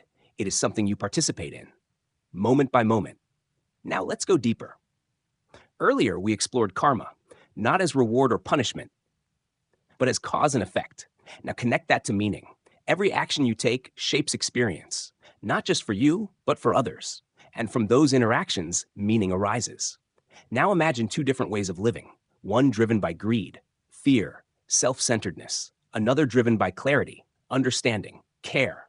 Both create results, but the quality of experience is completely different. So meaning is not abstract. It is built into how you live. Now, let's connect this to something even deeper. If there is no permanent self, then meaning cannot be about me lasting forever. It must be about something else, about how conditions unfold, about how suffering is reduced or increased, about how patterns continue or change. Now here's a very quiet insight. A meaningful life is not one that lasts forever. It is one that reduces unnecessary suffering. Starting here, in your own experience, and extending outward. Now let's bring this back to something very real. You feel irritation, you can react, or you can pause. That small moment changes the entire chain. Less conflict, less tension, and that is meaning in action. Not dramatic, but real. Now imagine this repeated, moment after moment, gradually. The patterns around you change, relationships soften, situations stabilize, not perfectly, but noticeably. Now let's go even deeper. Many people search for meaning in something bigger: the universe, God, a higher purpose. But if you look carefully, those ideas can sometimes become distractions because they pull attention away from what is happening right now. Now, this doesn't mean the universe has no structure. It does. It follows laws, patterns, interactions. But those laws do not give your life meaning directly. They create the conditions within which meaning can arise. Now pause and feel this. Meaning is not imposed from above. It emerges from how you live. Now let's connect this to something even more subtle: responsibility. If meaning is created through action, then every moment matters. Not in a heavy way, but in a simple way. What you think, what you say, what you do. These are not isolated, they ripple, and those ripples shape experience. Now, this can feel overwhelming if misunderstood, but it doesn't need to be, because you don't need to control everything. You only need to see clearly what is happening now and respond with understanding. That's enough. Now let's return to something very simple: breathing. You don't force it, yet it sustains life. In the same way, when your actions align with understanding, meaning naturally appears, not forced, not constructed artificially, but arising from clarity. Now here's a subtle point. Meaning is not always pleasant. Sometimes doing what reduces suffering feels uncomfortable. Letting go, admitting something, changing a pattern. But over time, the result is different: more stability, more ease. Now, take a slow breath and let that settle. A meaningful life is not about collecting experiences. It is about understanding how experience works and living in a way that aligns with that understanding. Now, here's the final reflection for tonight. You don't need to search for meaning in the stars. You don't need to find it in something distant. It is here, in how you respond to each moment, in how you relate to yourself and others, in how you participate in the unfolding of conditions. And that is more than enough. In the next part, we'll explore something even deeper. If meaning is created through action, then what is the highest form of action? What kind of living leads to the deepest peace? For now, let everything soften. Let the need for answers fade and drift gently into sleep. Part 15. The highest action is not control. It is non-harm in a world of causes. Take a slow breath, let it arrive, and gently leave. We've been moving towards something very quiet. Not a grand theory, not a final answer, but a way of living. And now a simple question appears. If meaning comes from action, then what kind of action leads to the deepest peace?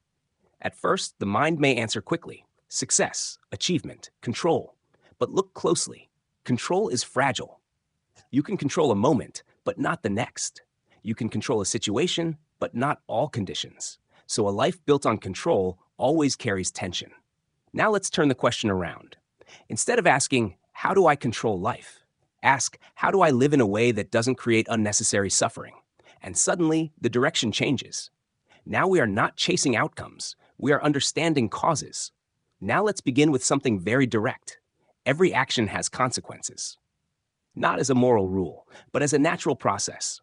If you speak harshly, tension follows. If you act with care, stability follows. Not always immediately, but inevitably. Now let's go deeper.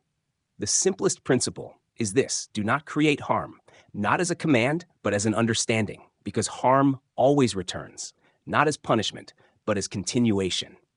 Now pause and feel this. If you create anger, you live in that anger. If you create conflict, you live in that conflict. So the action is not separate from the result. They are part of the same chain. Now let's connect this to something even deeper: violence, not just physical, but in thought, in speech, judgment, hatred, blame. These are also forms of harm, and they don't just affect others, they shape your own experience. Now imagine living with less of that, not by forcing yourself to be good, but by seeing clearly what each action creates and naturally choosing differently. Now let's take a wider view: a planet, a society. These are also shaped by actions. If harmful patterns dominate, the environment becomes harsh, unstable. If balanced patterns grow, conditions become supportive, not because someone designed it, but because causes accumulate. Now pause and see how simple this is. The world reflects the patterns within it, and those patterns come from actions. Now bring this back to yourself. You are part of that system, not separate. So every small action matters, not in a heavy way, but in a natural way. Now let's go deeper again. What about intention? Two people can do the same action, but with different intentions. One acts from anger, another from understanding. The outward result may look similar, but the internal effect is very different, because intention shapes the pattern. Now here's a subtle point. Non-harm is not passive. It is active awareness. It means seeing clearly before acting, feeling clearly before speaking. Now imagine this in daily life. Someone provokes you, the reaction rises, but instead of acting immediately, you pause, you feel the energy, and you choose not to add more harm. That moment changes everything. Now multiply that across many situations. Gradually, the entire structure of your life shifts. Less conflict, less tension, more clarity. Now let's connect this to something even deeper. Compassion, not as emotion, but as understanding. Seeing that others are also caught in patterns, reacting from conditioning, and from that seeing, harsh judgment softens. Not because you approve everything, but because you understand the process. Now this doesn't mean you allow harm. It means you respond without adding more confusion. Now take a slow breath and let this settle. The highest action is not about achieving something great. It is about not creating unnecessary suffering. Moment by moment. And from that, something beautiful appears. Peace, not as a goal, but as a natural result. Now let's go even deeper. If you live without creating harm, the mind becomes lighter, less burdened, less reactive, and in that lightness, clarity deepens. Understanding grows, not forced, but naturally. Now here's the final insight for tonight. You don't need to change the entire world. You don't need to solve everything. You only need to begin here, with how you think, with how you speak, with how you act. And when those align with understanding, the chain of suffering weakens. Not just for you, but for the world around you. In the next part, we'll explore something even more profound. If living without harm brings peace, is there a state beyond even that? A state where nothing disturbs the mind at all? For now, let everything soften. Let the mind rest and drift gently into sleep. Part 16. The still mind is not empty. It is free from disturbance. Take a slow breath. Let it come in gently and let it go without effort. We've arrived at a very quiet place, a life with less reaction, less harm, more clarity. And now, a deeper question begins to form. If the chain of suffering continues to weaken, is there a state where the mind is no longer disturbed at all? Not temporarily, not for a few moments, but deeply, stably. Let's explore this slowly. Most people imagine a peaceful mind as something empty, no thoughts, no feelings, no activity. But that's not quite right, because the mind is naturally active. Thoughts arise, sensations appear. Trying to eliminate all of that is like trying to stop the wind. It creates more tension. Now let's look at it differently. A disturbed mind is not a mind with thoughts. It is a mind that is entangled with thoughts, pulled by them, controlled by them. So a still mind is not one without movement. It is one that is no longer disturbed by movement. Now pause and feel this. A sound appears. Normally, the mind reacts, likes it, dislikes it, labels it. But if awareness is clear, the sound is just heard, no extra layer. And in that, there is no disturbance. Now apply this to thoughts. A thought appears. Instead of following it, you see it, and it passes, just like a cloud. Now here's the subtle shift. The mind is not trying to control experience. It is simply not entangled in it. Now let's go deeper. What creates disturbance? Not the event, but the reaction, craving, resistance. These are the forces that agitate the mind. So when craving fades and resistance softens, the mind naturally becomes still. Not forced, but as a result. Now let's connect this to something very important. Earlier, we explored that there is no fixed self. So who is disturbed? If you observe closely, disturbance is a pattern. Sensations, thoughts, reactions, no solid center, just a process. And when that process is seen clearly, it loses its grip. Now pause and take a slow breath, because this is not about reaching a special state. It is about understanding what creates disturbance and allowing it to stop. Now let's bring this into everyday life. You are waiting. Something is delayed. Normally, impatience arises. Tension, restlessness. But if awareness is present, you notice the sensation, the urge, and you don't immediately follow it. And in that moment, there is space. The situation hasn't changed, but the experience has. Now imagine this happening across many situations. Gradually, the mind becomes less reactive, less disturbed, more stable. Now let's go even deeper. Pleasure, even pleasant experiences, can disturb the mind because of attachment, wanting them to last. But if there is no clinging, pleasure can be experienced lightly, without tension. Now the mind is balanced, not chasing, not resisting, just aware. Now let's connect this to something even more subtle. Silence. Not the absence of sound, but the absence of inner conflict. You can be in a noisy place and still feel quiet, or in a silent room and feel restless. So silence is not external, it is the absence of disturbance. Now take a slow breath and feel this. Even now, there may be thoughts, but there is also awareness, and that awareness is already still. It does not struggle, it does not react, it simply knows. Now imagine resting more and more in that awareness, not losing yourself in every thought, not being pulled by every emotion, just present. And in that presence, there is a natural peace, not created, but uncovered. Now let's go one step further. If disturbance completely ends, what remains? No craving, no resistance, no confusion, just clarity. A mind that sees things as they are, not distorted, not exaggerated. And in that clarity, there is no suffering, not because life stops, but because the chain no longer forms. Now pause and let this settle. This is not something distant. It begins here, with a single moment of awareness, a single moment of not reacting, and from that moment, another becomes possible. Now here's the final reflection for tonight. A still mind is not something you create. It is what remains when disturbance is understood and allowed to fade. You don't need to force silence. You only need to see clearly what creates noise, and gently let it go. In the next part, we'll explore something even deeper. If the mind can become completely still, what does that reveal about reality itself? For now, let everything soften. Let the mind rest and drift quietly into sleep. Part 17, when the mind is still, reality reveals itself differently. Take a slow breath, let it move without effort. We've come to a very quiet threshold, a mind less entangled, less reactive, less disturbed. And now, a deeper question begins to open. If the mind becomes truly still, what does it see? Not through theory, not through belief, but directly. Let's begin with something simple. Right now, you are aware. There are sounds, sensations, perhaps thoughts. But beneath all of that, there is knowing. Clear, present. Now imagine that the usual noise of reaction fades. No immediate judgment, no craving, no resistance, just awareness, and what appears within it, what changes. At first, it may not seem like much, but slowly, something subtle becomes visible. The way things arise, a sound appears. It wasn't there, and then it is. Then it fades. A thought appears. Uninvited, it stays briefly, then disappears. A feeling arises, moves through the body, and changes. Now here's the key insight. Everything you experience is arising and passing. Nothing stays, not even for a moment. Now this may sound familiar, but when the mind is still, it is not an idea. It is seen directly. Now pause and feel this. There is no need to believe it. You can observe it right now. Now let's go deeper. If everything is constantly changing, then what you usually call things are not really solid. They are events, processes, temporary formations. Now connect this to something we explored earlier. The universe. We often imagine it as made of objects, planets, stars, bodies.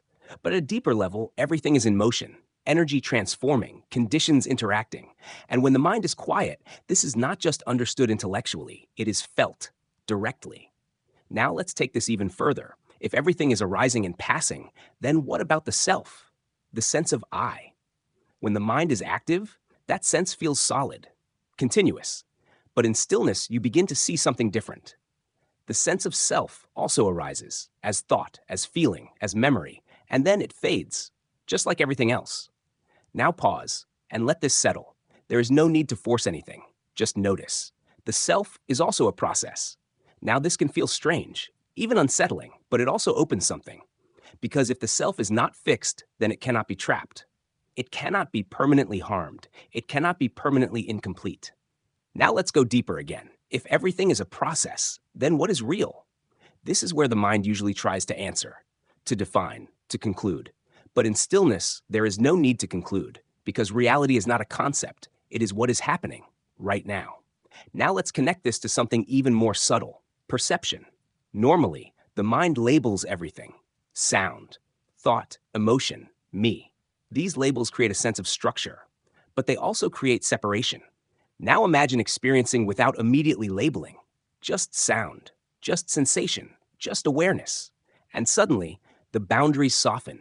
The division between inside and outside becomes less clear. Now, this does not mean confusion. It means direct experience without unnecessary interpretation. Now take a slow breath and feel this. You are not separate from experience. You are part of it. Not as an idea, but as a direct fact. Now let's go even deeper. If the mind is completely still, not suppressing, not resisting, just fully aware, then something very quiet appears. A sense of completeness, not because everything is perfect, but because nothing is being rejected, nothing is being clung to. And in that, there is no conflict.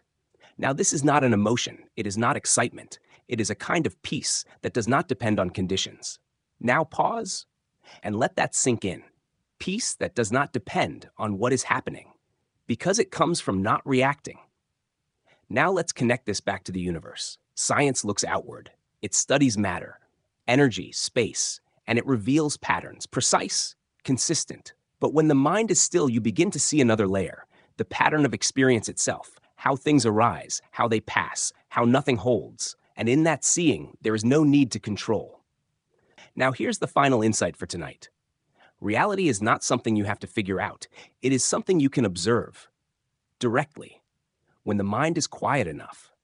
Now take a slow breath and let everything soften. You don't need to hold these ideas. You don't need to remember everything. Just notice what is arising and what is passing, and rest in the awareness that knows it. In the next part, we'll explore something even more profound. If everything is seen clearly, what is liberation? Is it a state, a place, or simply the end of confusion? For now, let the mind rest and drift gently into sleep. Part 18. Liberation is not a place. It is the end of confusion. Take a slow breath, let it arrive, and gently leave. We've come to a very subtle point. The mind has become quieter. Reactions have softened. Patterns are more visible. And now, a question naturally appears. What is liberation? Not as a word, not as an idea, but as something real. Most people imagine liberation as a destination, a place to reach, a final state, a perfect condition, free from all problems, all pain, all change. But if you look carefully, that idea carries a hidden assumption that there is a you who will arrive somewhere and remain there. But earlier, we saw something very different. There is no fixed self, only processes. So if there is no fixed self, who would arrive and where would they stay? Now pause and let that question settle, because liberation may not be what we think. Let's begin again. Look at experience. A thought arises. If it is believed, it creates a chain: emotion, reaction, suffering. But if it is seen clearly as just a thought, the chain does not continue. Now imagine this, not just once, but consistently. Thoughts arise, but are not taken as truth. Feelings arise, but are not resisted. Experiences come, but are not clung to. What remains? There is still life, still movement, still change, but no unnecessary suffering. Now this is important.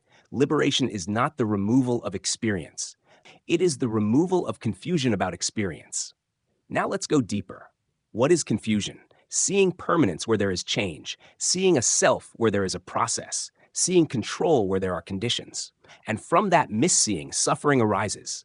So liberation is not something added, it is something removed, the misunderstanding. Now pause and feel how simple this is. Not easy, but simple. Now let's connect this to something very subtle. We often think, if I understand everything, then I will be free. But understanding is not about knowing more. It is about seeing clearly. In this moment, a thought arises. You see it. It passes. No confusion. That is already a glimpse. Now imagine that clarity becoming stable. Not perfect, but consistent. That is liberation in motion. Now let's go even deeper. If there is no confusion, then there is nothing to defend, nothing to protect, because there is no fixed self at the center. And when there is nothing to defend, fear begins to dissolve, not completely at once, but gradually. Now let's bring this into something very real. Someone criticizes you. Normally, the mind reacts, defense, hurt, but if there is no fixed identity, the words are just heard. The reaction may arise, but it is seen, and it passes. No chain. Now imagine this across many situations. Gradually, life becomes lighter, not because events change, but because confusion is no longer added. Now let's connect this to something even deeper: death. If there is no fixed self, then death is not the destruction of a permanent entity. It is simply the ending of a pattern. And when this is clearly seen, the fear of death changes, not into indifference, but into understanding. Now pause and take a slow breath, because this kind of freedom is not dramatic. It is quiet, ordinary. You still wake up, you still eat, you still live your life. But something is different. There is no constant tension, no ongoing struggle to hold things together. Just experience, as it is. Now here's something very important. Liberation is not something you achieve in the future. It appears whenever confusion ends, even for a moment. Now think about that. Every moment of clear seeing is already a moment of freedom. Now let's go one step further. If confusion does not return, then that freedom becomes stable. Not because you hold it, but because there is nothing pulling it away. Now take a slow breath and let everything soften. There is nothing to reach, nothing to become, nothing to hold on to, only something to understand. And when that understanding is clear, everything else falls into place. Now here's the final reflection for tonight. Liberation is not somewhere else. It is not hidden. It is not reserved for a few. It is simply the end of seeing things incorrectly and the beginning of seeing things as they are. In the next part, we'll explore something even more subtle. If liberation is the end of confusion, what happens to compassion? Does it disappear, or does it become something deeper? For now, let everything settle, let the mind rest, and drift gently into sleep. Part 19. Compassion is not emotion. It is what remains when separation ends. Take a slow breath. Let it move through you gently. We've been walking quietly toward the end of confusion, seeing clearly, reacting less, holding less. And now, a natural question appears. If there is no fixed self, no clinging, no confusion, what happens to compassion? Does it disappear, or does it become something else? Let's begin with how we usually understand compassion. An emotion, feeling sorry for someone, wanting to help. But if you look closely, that kind of compassion can be unstable. Sometimes it's strong, sometimes it fades, sometimes it's mixed with judgment. I feel bad for them, but they caused it. Now let's go deeper. True compassion is not just a feeling, it is a form of understanding, seeing clearly that others are also caught in conditions, patterns, reactions, confusion, just like you once were. Now pause and feel this. When you truly see that someone's actions come from conditions, blame softens, not because the action is right, but because you understand the process. Now let's connect this to something even deeper: separation. Most suffering comes from a sense of me and others, my pain, their problem. And from that separation, indifference or conflict can arise. But when the sense of a fixed self softens, that boundary becomes less rigid. You begin to see that others are not completely separate from you, not in a mystical way, but in a very real way. They experience thoughts, feelings, struggles, just like you. And from that recognition, compassion naturally arises, not forced, not practiced as an idea, but emerging from understanding. Now let's take this further. If everything arises from conditions, then harmful actions also come from conditions. Ignorance, fear, habit. So when someone acts in a harmful way, you can see two things at once: the impact of the action and the conditions behind it. And from that seeing, your response changes: less hatred, more clarity. Now, this does not mean you allow harm. It means you respond without adding more confusion. Now, let's bring this into everyday life. Someone speaks harshly to you. The reaction arises. But if there is clarity, you see it, you feel it, and you also see that the other person is reacting from their own pattern. And in that moment, you have a choice: to continue the chain or to end it. Now imagine choosing not to add more harm. That is compassion in action, not emotional, but deeply intelligent. Now let's go deeper again. Compassion also includes yourself, not as indulgence, but as understanding, seeing your own patterns, your own reactions, without harsh judgment, because judgment is just another form of confusion. Now pause and take a slow breath. When you see clearly, you don't need to force kindness. It naturally appears, because harming others feels like harming yourself, not as an idea, but as a direct understanding. Now let's connect this to something even larger. The world. Why is there so much suffering? Because confusion continues, patterns repeat, and without understanding, they spread. But with compassion, something changes, not the entire world at once, but the part you touch, and that is enough. Now let's go even deeper. Compassion without wisdom can become overwhelming, taking on too much, feeling burdened. But compassion with clarity is balanced. You help when you can, you act when it's appropriate, and you understand when something is beyond your control. Now this balance is important because without it, you return to suffering. Now take a slow breath and feel this. You don't need to save everyone. You don't need to fix everything. You only need to respond with clarity. In each moment. Now here's the key insight. Compassion is not something you add, it is what remains. When separation dissolves, when the illusion of a fixed me softens, what remains is connection, understanding, and from that, care arises, naturally. Now let's bring everything together. A clear mind sees conditions, sees patterns, sees that suffering comes from confusion, and from that seeing, compassion flows, not as effort, but as a natural expression. Now here's the final reflection for tonight. You don't need to become more compassionate, you only need to see more clearly, and compassion will follow. In the next part, we'll explore the final piece of this journey. If there is clarity, if there is freedom, if there is compassion, then what is the true nature of the universe? Not as a theory, but as something directly experienced. For now, let everything soften. Let the heart rest and gently into sleep. Part 20. The universe is not a thing. It is a continuous unfolding of conditions. Take a slow breath, let it settle, naturally. We've arrived near the end of this journey. From the beginning of the universe, to the patterns of the mind, to suffering, clarity, and compassion. And now, a final question quietly remains. What is the true nature of the universe? Not as a theory, not as an equation, but as something you can understand, directly. Let's begin with something simple. Look at anything around you. A sound, a sensation, a thought. It appears, it changes, and then it disappears. Now look again. Nothing stays, not even for a moment. Everything is in motion. Now extend that observation. From your body, to the environment, to the planet, to the stars, everything is changing, constantly. Now here's the key insight. The universe is not made of static things. It is made of events, processes, conditions interacting.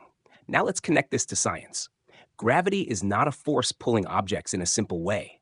It is the curvature of space. Objects move because of that curvature. No central controller, just conditions shaping movement. Relativity shows us time and space are not fixed. They change depending on conditions. And at the smallest scale, matter is not solid. It behaves like probability, fluctuation. So even in physics, the idea of solid things begins to dissolve. Now let's connect this to direct experience. A thought appears. Where did it come from? A feeling arises. Where was it before? And where does it go? You don't control its arrival. You don't control its departure. It arises because conditions allow it, and it fades when conditions change.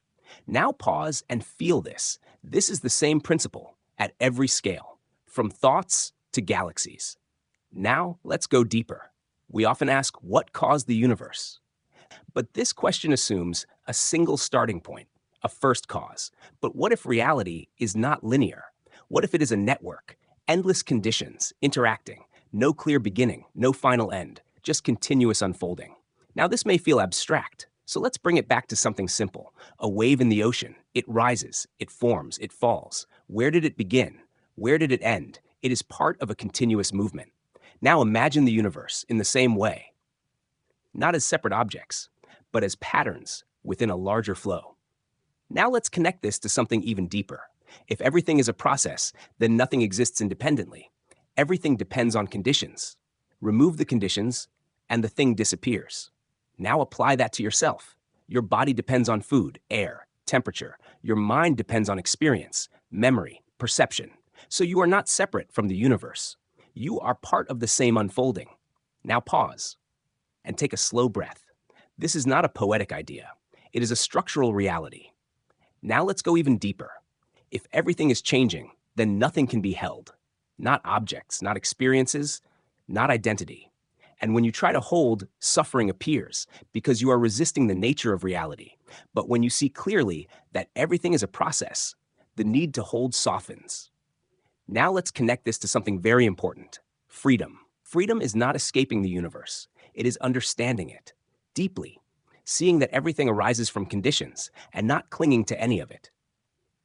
Now let's bring science and inner observation together. Science describes the structure of the universe: forces, fields, energy. It shows how things behave, but it does not describe how experience feels. Inner observation shows how the mind interprets, reacts, constructs reality. And when these two perspectives meet, a fuller picture appears: the universe as process and experience as participation in that process. Now let's take a final step. If everything is unfolding, then there is no need for a central controller, no need for a fixed identity, no need for a permanent foundation. Everything works because conditions work. Now pause and let this settle. You are not separate from this. You are part of it, not as a fixed thing, but as a dynamic process. Now take a slow breath and feel the simplicity. Nothing to hold, nothing to control, just unfolding. Now here's the final reflection for tonight. The universe is not something you are inside. It is something you are part of, not separate, not isolated, but deeply connected through conditions. And when this is seen clearly, something relaxes. No need to fight reality, no need to resist change, just understanding. And within that understanding, there is peace. In the final part, we'll bring everything together, not as theory, but as a simple way of seeing and living. For now, let everything soften, let the mind rest, and drift gently into sleep. Part 21. Nothing to hold, nothing to become, just understanding and living clearly. Take a slow breath, let it settle gently. We've reached the end of this journey, not an ending in the usual sense, but a quiet place where everything comes together. The universe as unfolding conditions, the mind as a process, suffering as a chain, freedom as the end of that chain, compassion as natural understanding. And now there is nothing new to add, only something to see, more simply, more directly. Let's begin here. Right now, there is experience, sound, breath, sensation, and there is awareness of it. Nothing extra is needed. Now notice, everything that appears is already changing. The sound shifts, the breath moves, the body adjusts, even thoughts come and go. So there is nothing here that you can hold, and yet there is no lack. Now pause and feel this. For a moment, there is no need to become anything, no need to improve, no need to reach a future state. Just this. Now, this does not mean life stops. You will still wake up tomorrow. You will still act, speak, move, but something can be different. The way you relate to everything.